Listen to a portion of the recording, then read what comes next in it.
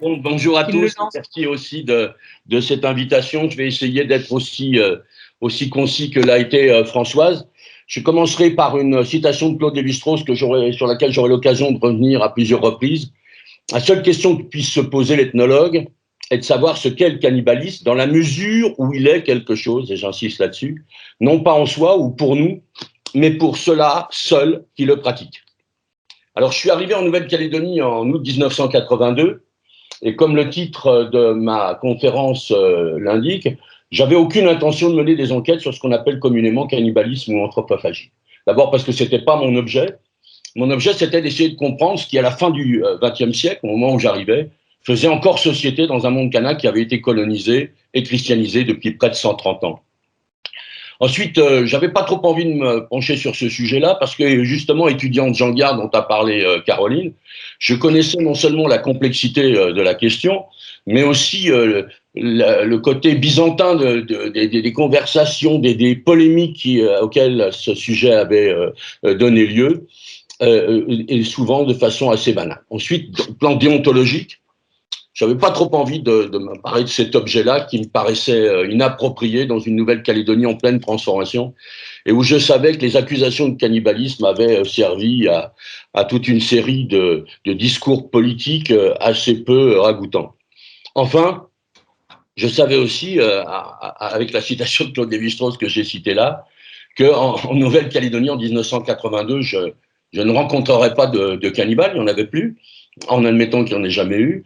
Et donc, je ne me posais pas la question de savoir ce que je pouvais faire, puisque, par définition, c'était une chose du passé.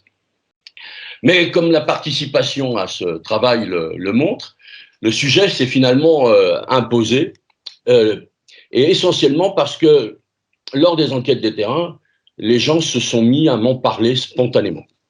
Alors que je n'enquêtais pas sur le sujet, je pourrais citer comme ça des dizaines d'anecdotes. Je me retrouvais avec tout d'un coup le cannibalisme qui arrivait au premier plan. Alors, je vous donne 2 ou 3 exemples pour que vous compreniez de quoi je parle. Je suis en train d'enquêter, par exemple, dans la région de Koné sur la vannerie. À un moment donné, la pluie menace. Une des femmes avec lesquelles je travaille sur le tressage me dit est-ce que tu peux venir m'aider à ranger le linge qui risque d'être mouillé avec la pluie. J'y vais et me montrant le petit panier d'osier cylindrique, pas d'osier, pardon, tressé en pandanus, où elle rangeait ses pinces à linge. Elle me dit, tu vois, tu sais à quoi ça sert ce panier? Je dis oui, ça sert à ranger tes pinces à linge. Elle me dit non, c'est les paniers qui servaient autrefois à mettre les parts de viande qu'on distribuait après une guerre. On dépeçait les ennemis et on mettait les parts de viande et ça permettait ensuite d'aller porter dans les différentes familles des alliés ces paniers.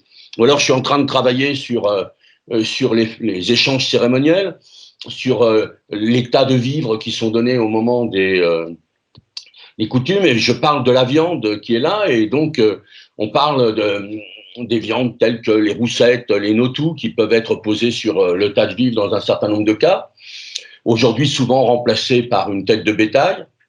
Et puis on me dit, mais pour les chefs, il y avait des viandes particulières. Et parmi ces viandes particulières, il y avait les tortues, il y avait effectivement les vaches marines, et puis il y avait parfois des corps humains. Voilà, où je suis en train de travailler sur l'inventaire généalogique des clans. Et à un moment donné, on me parle de clans qui sont classés comme des galas, c'est-à-dire des gens qui sont spécialisés dans la culture de l'igname en terrasse irriguée. Ce sont les clans des taraudières. Et travaillant sur l'histoire de ces taraudières, on me dit, mais les gens qui sont aussi les chefs des galas, c'est eux qui fournissent la part de viande du chef, c'est-à-dire sont sacrifiés dans certaines cérémonies pour pouvoir refaire la force du chef, etc. Donc je ramasse comme ça toute une série d'anecdotes. Bien sûr, je les note. J'ai pas immédiatement envie de m'occuper de ce problème-là, c'est pas mon sujet, comme je l'ai dit. Mais peu à peu va se dessiner une problématique en lien avec mes propres préoccupations. En effet, cherchant à comprendre ce qu'est l'identité de la société de Yéhen au moment où je travaille, il y a une phrase qui revient très souvent, c'est « les échanges sont le souffle de la coutume » dans les rituels ou dans les interviews, et met l'accent sur le fait que tout est structuré dans cette société-là par les échanges. Or, à un moment donné, ce qu'on me dit du cannibalisme va venir résonner avec cette notion des échanges, et avec aussi les travaux de Daniel Decopé, qui après Jean Viard a été un de mes professeurs, et qui me montrait que on ne pouvait pas comprendre quelque chose aux échanges cérémoniels si, en tout cas dans le passé, on n'y introduisait pas une référence à la violence. C'est-à-dire que la guerre existait dans ces sociétés-là, et cette guerre, dans des sociétés qui se structurent autour des échanges, était elle-même un mode de communication et d'échange, et que faute de l'admettre, eh bien, je risquais de perdre toute chance d'interpréter même les échanges cérémoniels les plus ordinaires, en tout cas au moins pour le passé. Par ailleurs, il y avait un lien aussi entre les échanges, le cannibalisme, la guerre et la cosmologie ancienne. Et là, je cite Daniel Decopé, un autre de ses textes, où il dit « Le cannibalisme réel n'est qu'une des données qui permettent de comprendre comment une culture conçoit les rapports entre l'accouplement, la sexualité dont parlait tout à l'heure Françoise, l'ingestion et le meurtre, qui sont des éléments importants. » Il parlait de ça chez les Haré-Haré à Malaïta, aux îles Salomon, et je retrouvais des échos de ce qu'il avait noté chez les Haré-Haré. Au fait cannibale, disait Daniel Decopé, il est nécessaire d'adjoindre les processus successifs du deuil des morts qui font référence constante à l'ingestion comme destruction pratiquée contre les morts.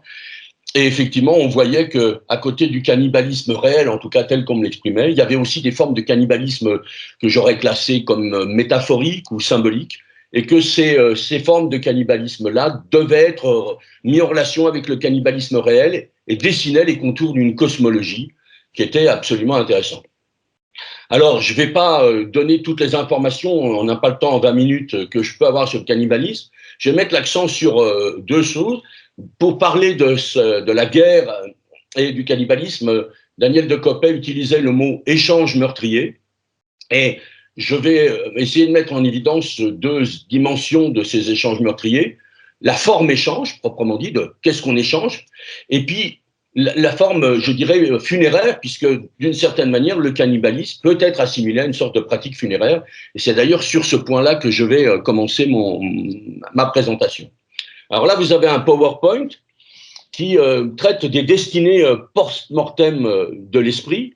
Donc la personne est considérée encore aujourd'hui, on l'a décrit comme ça, comme étant composée de trois grands éléments qui sont le sang, l'esprit et l'os. Et les composantes vitales que sont le sang et l'esprit étant données par les maternelles à la naissance, et l'os constituant l'apport du père dans la conception physique de la personne, apport qui a pour but en vérité de figer dans le ventre de la mère justement ce sang et cet esprit et de permettre à la vie d'apparaître. Lorsque la personne vient à mourir, il y a une captation du clan maternel vers le clan paternel. Les clans paternels s'emparent du corps qui a été donné par les femmes lors des mariages pour en fabriquer à partir de là un ancêtre dans sa propre cosmologie, dans son propre clan. Et à partir de ce moment-là, il y a une sorte de transfert, c'est-à-dire que l'esprit va non plus être lié au sang comme élément vital, mais à l'os. Et on voit dans les autels où on conserve les crânes des ancêtres, on voit là où il y a les buts des ancêtres qui sont enseignés, qui sont honorés, on voit effectivement les esprits rattachés aux os. Et puis au bout d'un certain temps, on voit cet esprit qui va finalement se détacher à nouveau pour devenir une partie de l'esprit ancestral, ce que Lénart appelait le totem, qui va être lié à la terre, c'est-à-dire à l'esprit de la terre. Et c'est ce totem ensuite qui, par l'intermédiaire d'une autre femme issue de ce clan, du clan du totem, va donner la vie et reconduire à ce moment-là la naissance de personnes à travers le sang, l'esprit, l'os. Donc vous avez par exemple à la droite du PowerPoint les trois états possibles d'une personne.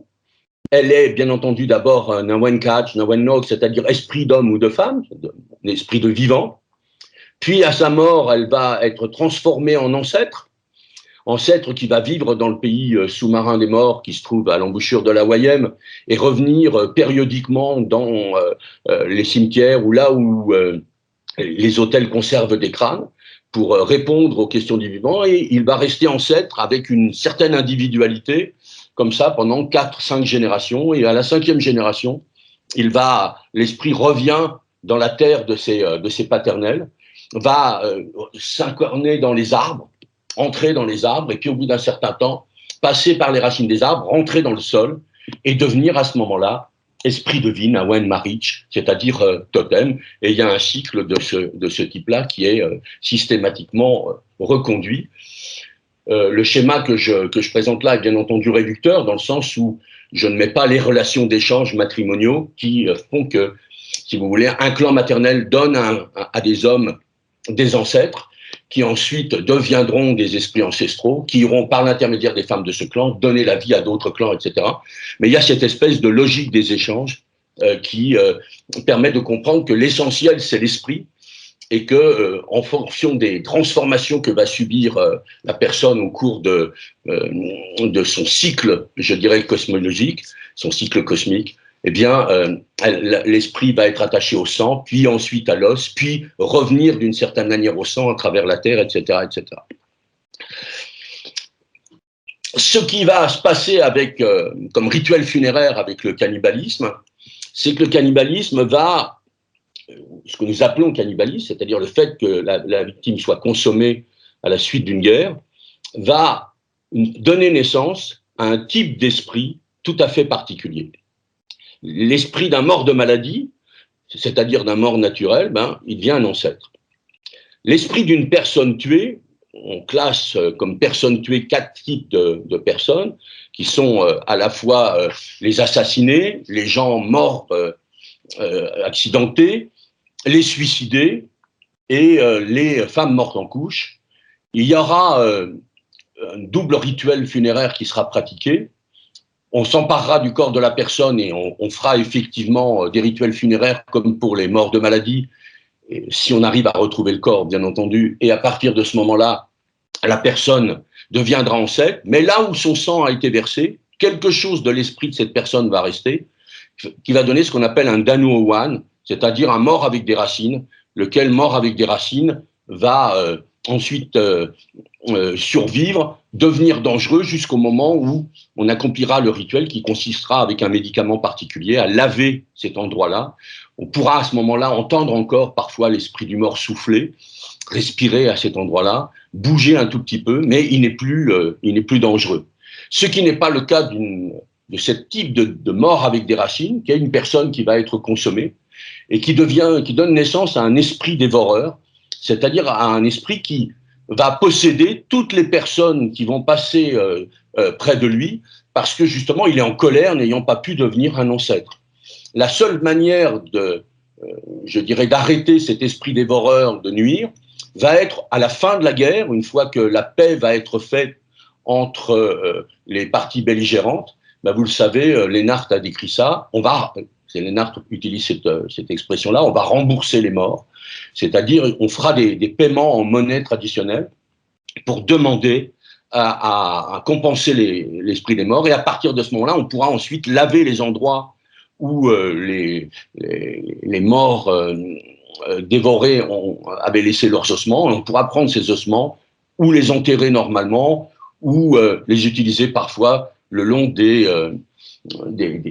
comment on appelle ça, des palissades en bois qui entouraient certaines chefferies.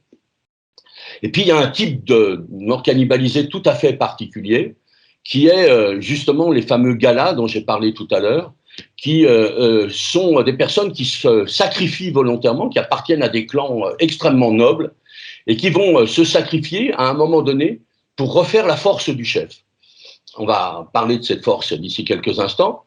Et à ce moment-là, ces morts qui sont consommés effectivement dans un repas très particulier à la chefferie vont devenir des ancêtres de la lignée du grand aîné. C'est-à-dire que leur esprit ne va pas disparaître, il va être conduit sur l'autel des ancêtres de la grande chefferie, et là devenir un ancêtre de cette chefferie particulièrement honorée.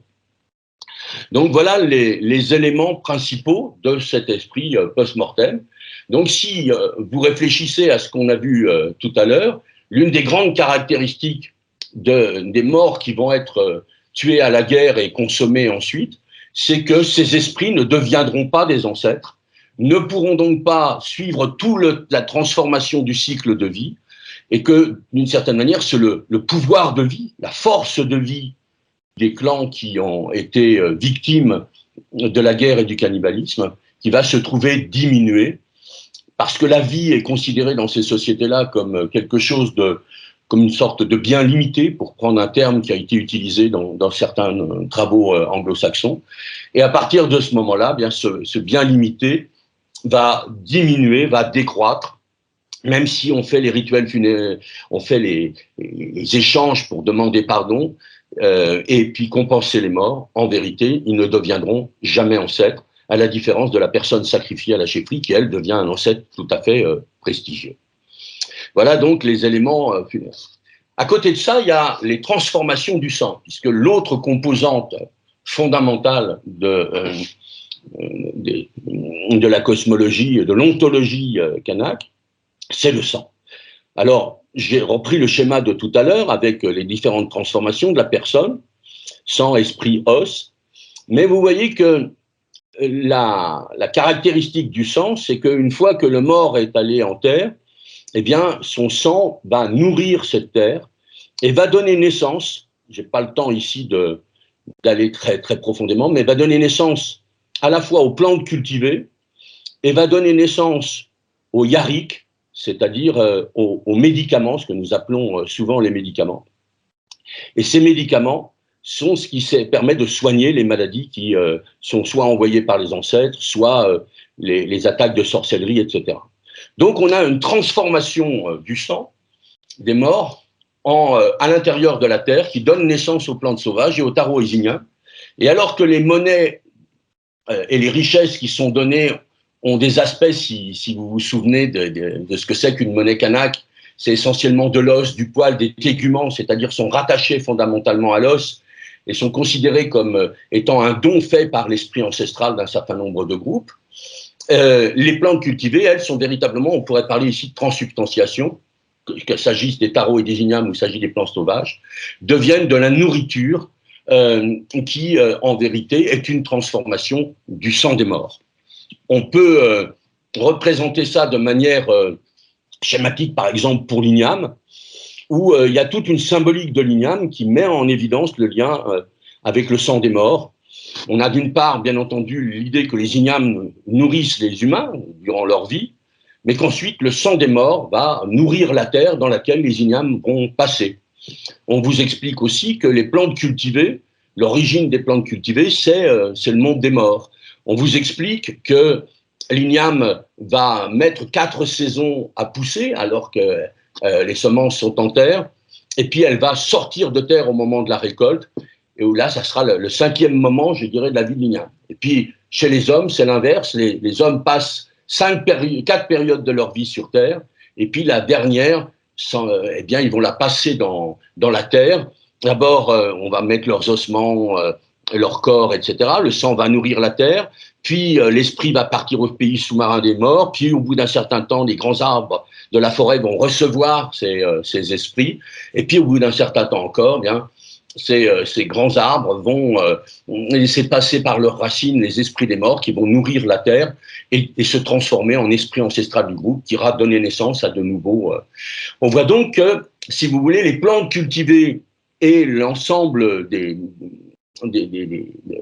humains partagent une même substance, et que ce qu'on appelle les plantes et ce qu'on appelle les hommes participent d'une même logique. Et là, on retrouve en fait quelque chose qu'on connaît depuis très longtemps, que Lennart avait signalé dans Docamo en 1947, c'est qu'il existe une identité de substance, de structure et de substance entre le corps humain et les plantes. Il ne s'agit pas d'une métaphore, les tissus, les processus même de la croissance, de la physiologie sont en tout point analogues, quoique les modes d'existence soient perçus comme différents. Et là, impossible de ne pas citer l'échange du missionnaire Lennart avec le vieux Boissou. Vous vous rappelez, en somme, c'est la notion d'esprit que nous avons portée dans votre pensée, dit Lennart, et Boissou d'objecter. L'esprit, nous n'avions pas apporté l'esprit.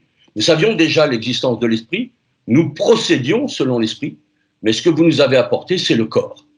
et là on peut reprendre le commentaire que Descola donne dans un ouvrage récent, on peut certes penser que le vieux Bouessou faisait là référence à l'absolue nouveauté du corps chrétien, qui est une source d'individuation, bien entendu.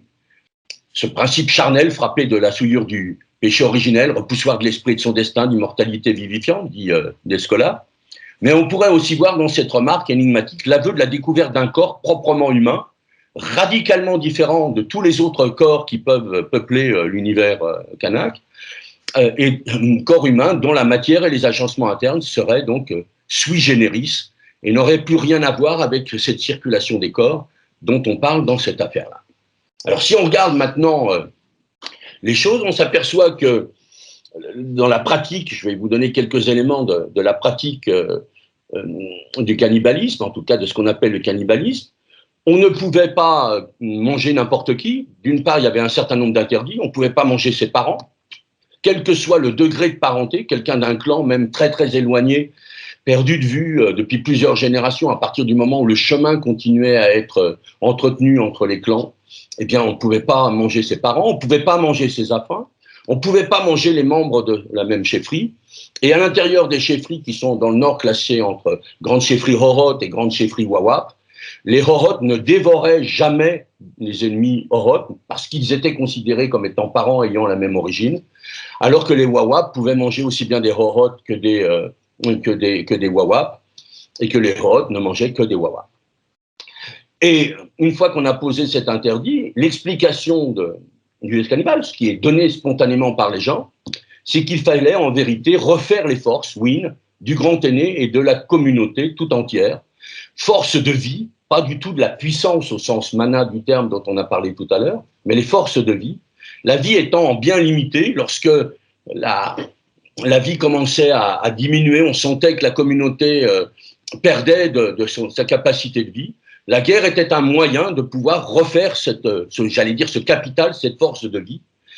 Et la viande humaine qui était consommée lors des guerres n'était bien entendu pas la totalité des gens, pour parler comme les gens, c'était comme le disait Françoise tout à l'heure, c'était des gens forts, qu'on appelait à Yingen des chenkach, c'est-à-dire des hommes arbres, des hommes bois, ce qui nous renvoie à un symbolisme de l'arbre qui est assez proche à Yingen de ce que Françoise a dit pour Fidji.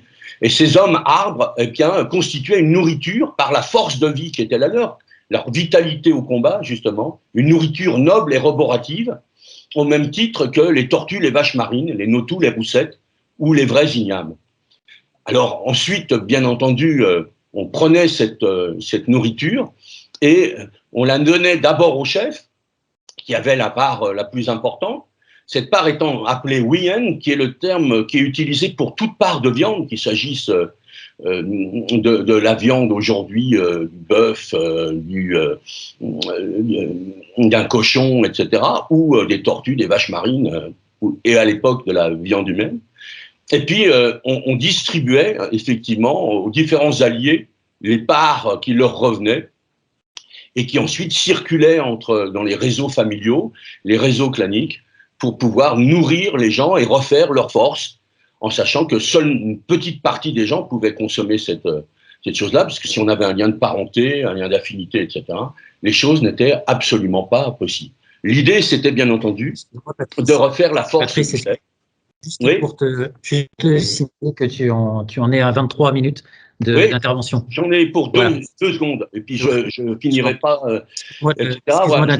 Voilà. En tout cas, ce qu'il faut que vous compreniez, c'est que le chef est celui qui, dans cette société-là, fait le lien entre le monde des vivants et le monde des morts, et que donc sa vitalité propre est très très souvent mise à mal par les événements de la vie, par tout ce qui peut se passer au niveau politique, tant à l'interne des chefferies qu'à l'externe, et que donc il s'agissait de nourrir ce chef. Alors je vais passer sur le cannibalisme du chef, vous lirez ça dans la communication lui-même.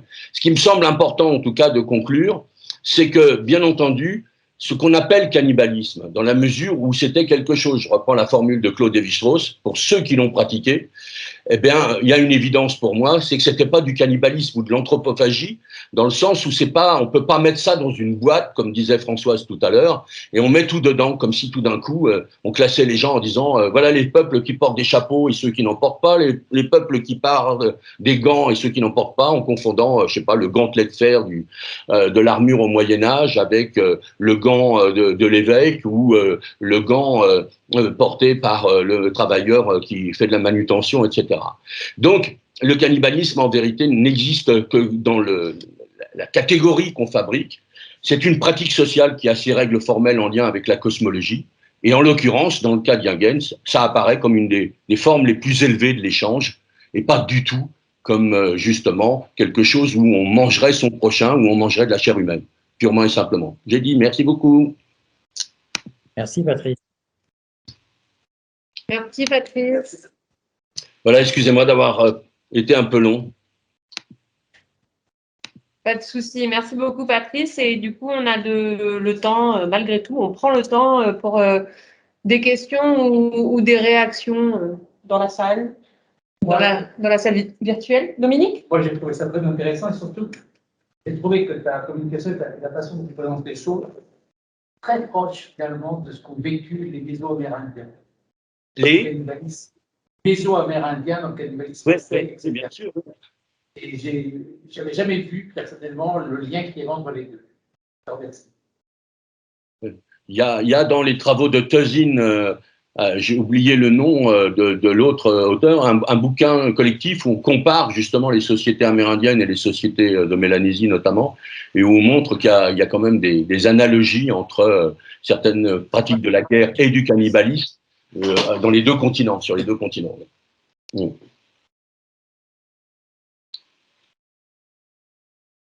Est-ce qu'il y a des questions en ligne parmi les participants en visio?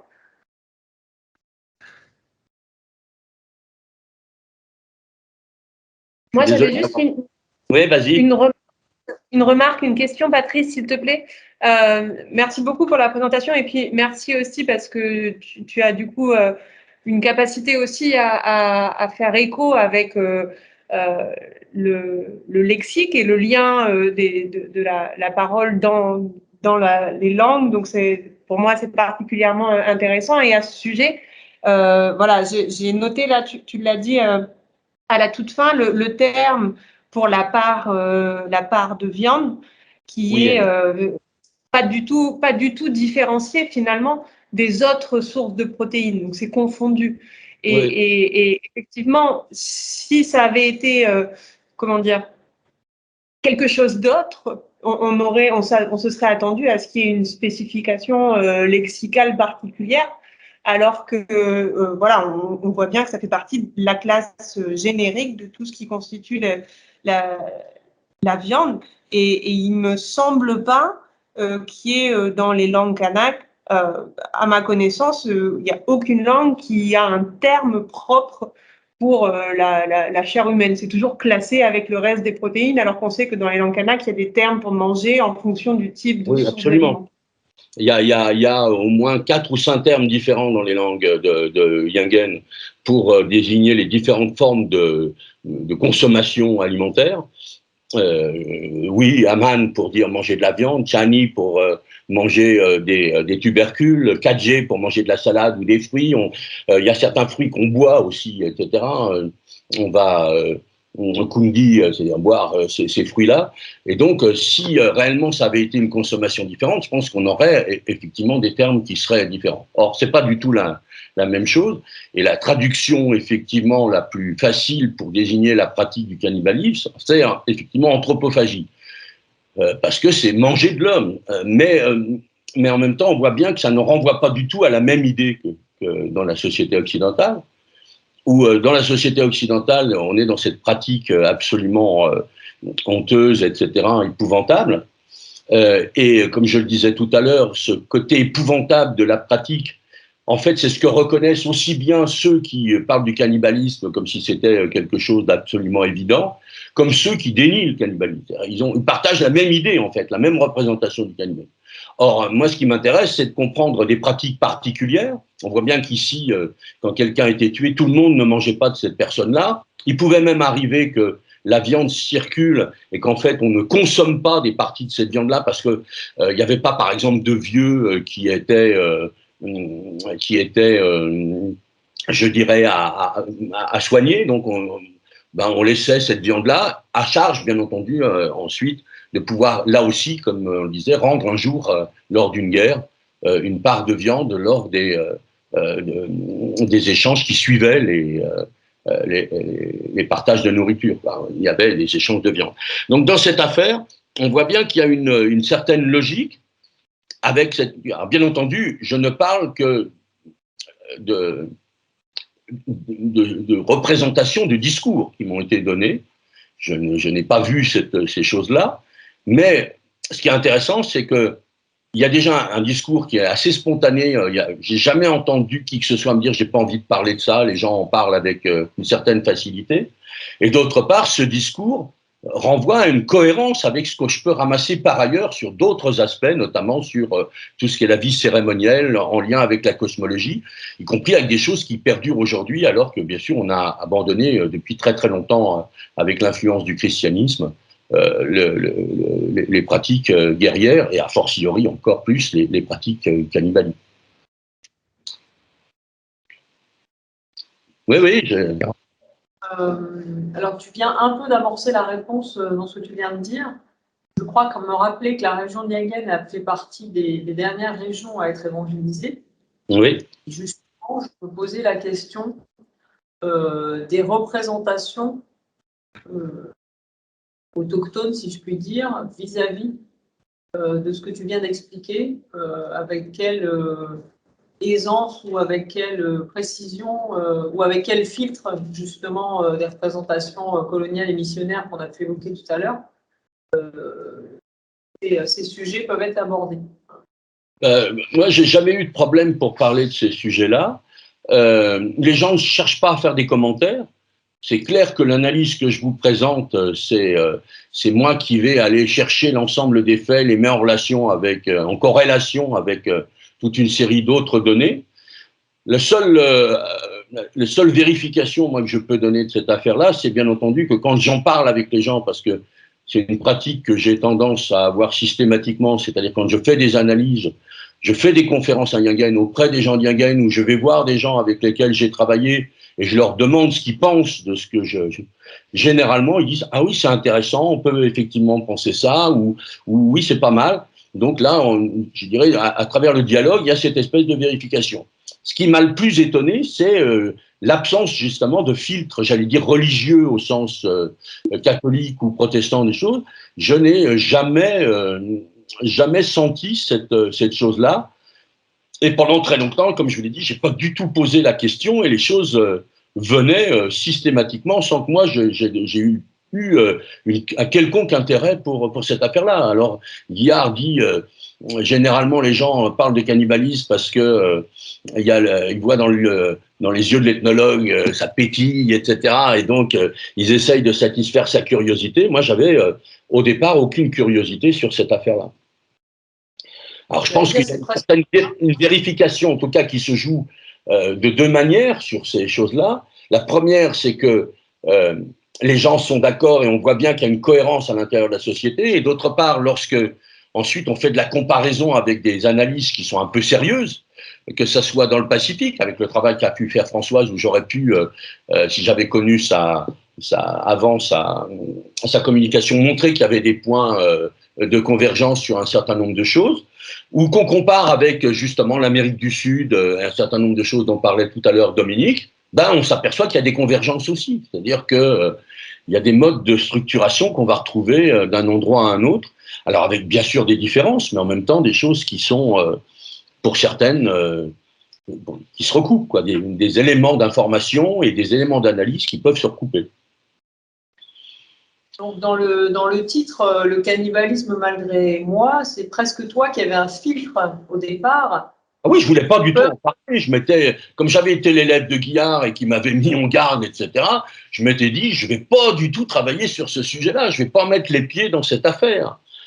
Voilà. Et puis, il il se trouve que les gens m'y ont emmené sans qu'un seul instant j'ai voulu le faire. Alors après, effectivement, quand j'ai vu qu'il y avait de la cohérence qui pouvait se dégager de tout ce qui m'était donné, que je pouvais établir des corrélations avec tout ce que je trouvais par ailleurs sur d'autres sujets, à ce moment-là, je me suis mis à poser des questions sur le cannibalisme, et je n'ai jamais rencontré sur le terrain la moindre réticence à me parler de cette affaire-là.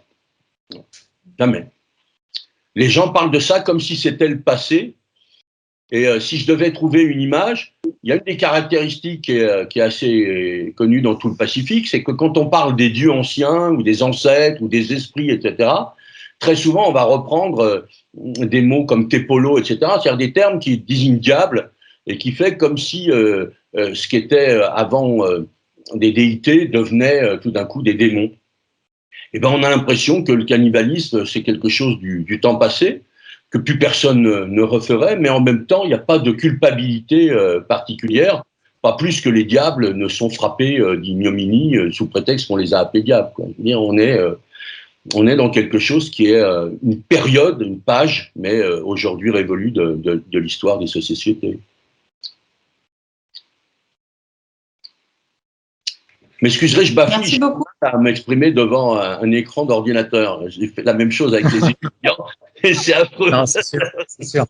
Si je peux me permettre, juste Patrice, d'abord je te remercie beaucoup d'avoir accepté cette fois-ci, pas malgré toi, hein, d'intervenir dans le colloque, puisque je peux témoigner que on ne t'a pas forcé et que tu as participé de toi-même. Non, merci beaucoup Patrice de ta participation et de tes témoignages aussi par rapport à ta connaissance du terrain. Et moi, c'est plus là-dessus que j'avais une petite question. Alors là, c'est plus une question du co-organisateur du colloque qu'une question de chercheur. Puisque toi, tu n'as pas rencontré de réticence à parler de ce sujet sur le terrain, en Nouvelle-Calédonie, comment est-ce que tu analyses, interprètes ou ressens le fait que nous, en tant qu'organisateurs, on a rencontré beaucoup de réticence pour l'organisation de ce colloque? Je pense que en s'éloignant petit à petit dans le temps, on voit que s'intériorise progressivement une représentation du cannibalisme qui est celle des idéologies, je dirais, contemporaines. Voilà, je pense qu'il y a cet aspect-là et que plus on va être partie prenante, puis en plus il y a le contexte politique peut-être aussi qui va jouer. Et tout ça fait qu'il y a des gens qui vont avoir un certain nombre de réticences. Mais moi, de façon tout à fait surprenante, j'ai jamais rencontré de problème particulier. Et quand j'ai discuté de cette communication avec 2 ou 3 personnes Kanak avec lesquelles j'ai l'habitude de discuter de cette affaire-là, j'ai pas rencontré d'opposition ou de remarques particulièrement désagréables. On m'a dit oui, bah, c'est intéressant, oui.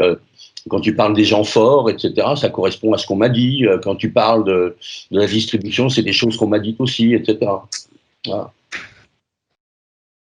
Merci, Patrice. Il y a 2 questions pour toi. Il y a une question de Guillaume Moll. Bonjour Guillaume. Oui, merci Anne-Laure, bonjour à tous. Merci pour cette matinée, les présentations étaient absolument passionnantes. J'ai une petite question ici à la fois peut-être pour Patrice et pour Caroline. Je serais curieux de savoir si en Nouvelle-Calédonie et dans les enregistrements ethnographiques qui existent, il y a parfois des références à ce que j'appellerais des classifications ou des comparaisons de la chair humaine par rapport à d'autres espèces animales, notamment au niveau du goût. Est-ce qu'il y a un système en quelque sorte classificatoire qui a pu être documenté, en tout cas noté ou rapporté par certains observateurs, simplement parce qu'à titre comparatif, en Polynésie, c'est quelque chose qui ressort. Je pense notamment au Tuamotu, où il a parfois été rapporté que la viande humaine était classée au même titre que les tortues, la tortue étant un des animaux, une des espèces les plus sacrées, les plus importantes pour les Pomotu. Donc voilà, j'étais simplement intéressé par cette possible question d'une classification entre la chair humaine et la chair d'autres espèces animales d'importance dans la cosmogonie et la vie quotidienne des populations. Merci. Alors, je vais essayer de répondre, puis après Caroline verra, mais une des choses que je crois avoir dit, c'est que justement, cette classification existait aussi, c'est-à-dire qu'il y a des viandes qui sont considérées comme des viandes de chef, particulièrement valorisées. La chair humaine en fait partie, ainsi que la vache marine, justement, et la tortue. Et puis, il y a d'autres viandes qui sont considérées comme étant nobles aussi et roboratives, mais moins valorisées, que sont donc les roussettes et les notous, ou d'autres formes de pigeons qui peuvent exister, les colliers blancs, etc., pigeons verts, qui sont aussi consommés. Donc, il y a une hiérarchisation, qui fait que toutes les nourritures, hein, comme les richesses, sont classées en 3 catégories, ce qui revient au chef, ce qui est considéré comme étant lié, grosso modo, à la classe intermédiaire, c'est-à-dire aux chefs qui ne sont pas les grands chefs, et puis ensuite la nourriture du commun. Et quand on regarde l'état de nourriture, aujourd'hui, on s'aperçoit que très souvent, on a simplement 2 couches d'aliments, les couches justement liées à ce qu'on appelle les aliments liés au grand-père, au vaincatch, aux vieux, au sujet, puis la couche ensuite intermédiaire de ce qu'on appelle aussi vaincatch, mais pas avec le même sens, c'est-à-dire les gens qui sont les fondateurs de la chefferie, et puis c'est tout. Et quand il y a les chefs, on va rajouter éventuellement une 3e couche de vivres avec des aliments chefs quand ils sont là, notamment par exemple la tortue.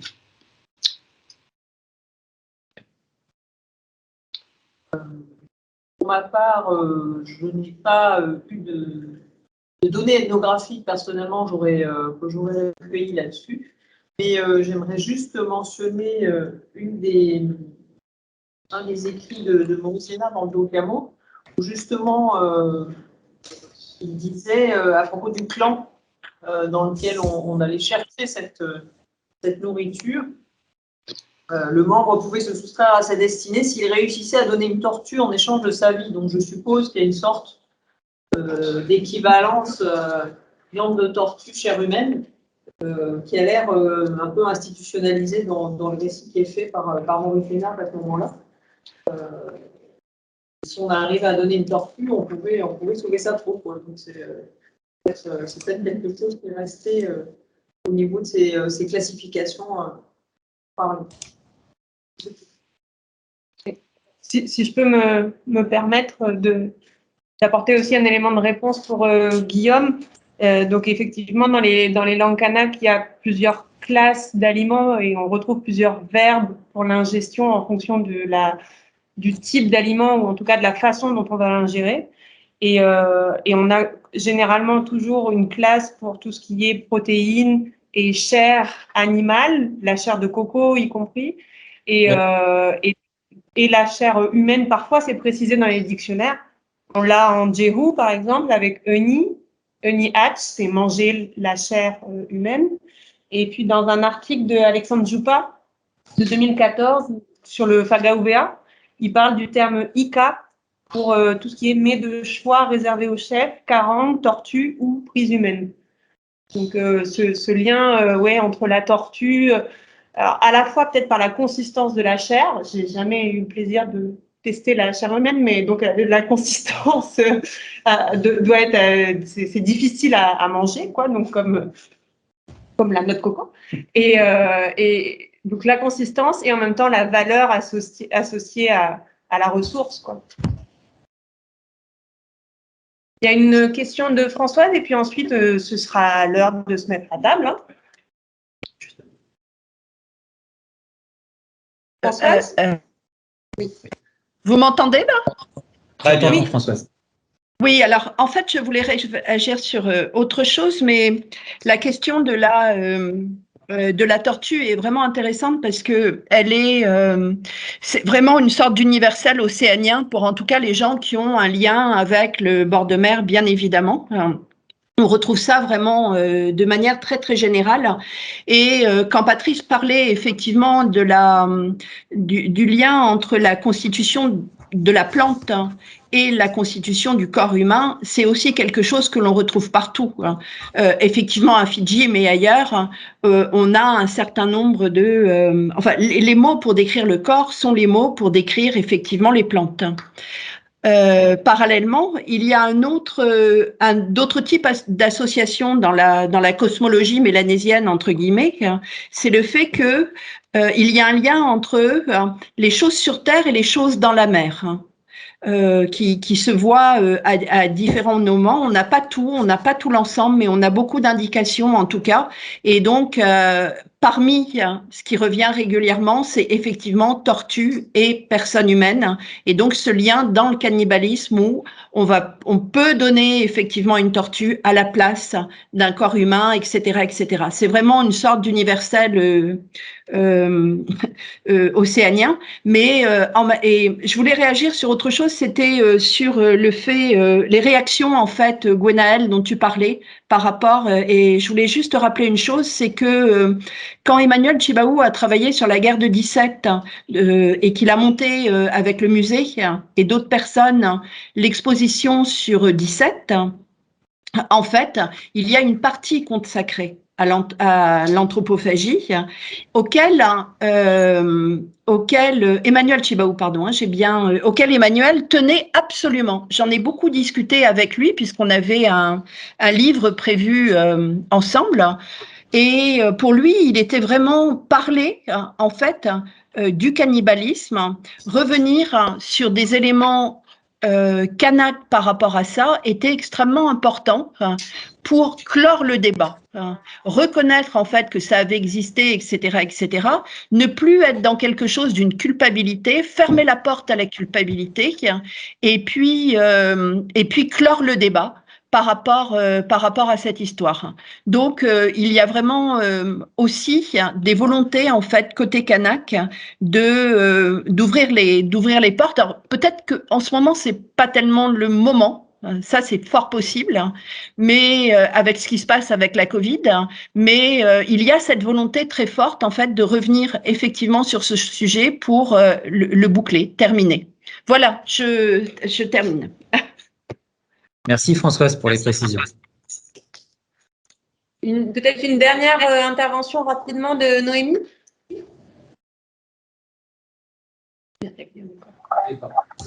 Bonjour, merci beaucoup Patrice pour ta communication que j'ai trouvée passionnante. J'ai une question, si j'ai bien compris, tu nous expliquais que le sang du mort donnait naissance aux plantes sauvages et cultivées. C'est bien ça. Et je voulais savoir, est-ce que tu as noté une différence entre le sang de femme ou le sang d'homme qui donnerait naissance à différentes plantes ou pas du tout? Non, non. Le sang des femmes, comme celui des hommes, va nourrir la terre et ensuite, je dirais, va donner naissance aux plantes cultivées. La seule chose qui existe, et c'est deux choses qui sont importantes, c'est qu'effectivement, il y a des plantes féminines et des plantes masculines. Donc, on peut penser, mais là, j'ai pas une certitude absolue, que, bien entendu, ce sont des transformations du sang féminin et du sang masculin. Par ailleurs, il est très important de noter que le sang des hommes qui meurent va alimenter leur propre clan, alors que le sang des femmes va alimenter la terre du clan de leur mari, pour celles qui sont mariées. Et donc, il y a effectivement un destin du sang féminin et du sang masculin qui n'est pas le même.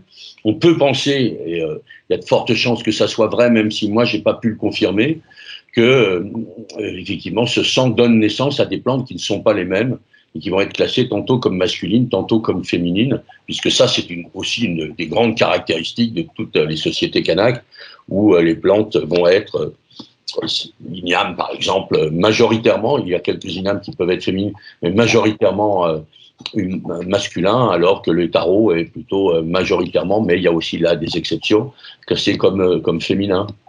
Voilà. Merci beaucoup. Rien.